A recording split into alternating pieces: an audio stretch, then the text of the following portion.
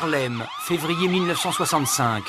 Malcolm X, l'homme qui réclame depuis des années l'égalité des droits entre blancs et noirs, est assassiné en plein discours devant sa femme et ses enfants. Parmi les conjurés, cet homme, Thomas Hagan.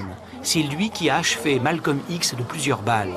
Lynché par la foule avant d'être arrêté par la police, il est condamné à perpétuité. Après 44 années passées en prison, Thomas Hagan est un homme libre. Hier, il a franchi pour la dernière fois la porte de cette maison d'arrêt de Manhattan, située par une incroyable ironie de l'histoire à l'angle du boulevard Malcolm X. J'habitais déjà dans le quartier, j'avais 17 ou 18 ans. Tout le monde était en pleurs. C'était une période tellement sombre. S'il avait vécu plus longtemps, il aurait été un très grand leader. Ce reporter new-yorkais est le seul à avoir recueilli les confidences du tueur, qui depuis toujours évite les caméras et les journalistes. Il a compris la portée de son acte et il le regrette. À l'époque, il était très jeune, sans éducation, et il s'est retrouvé embrigadé dans ce mouvement qui était très violent.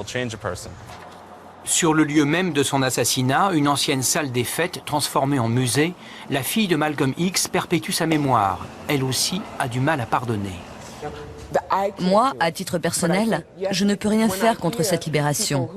Mais je comprends que les gens soient scandalisés.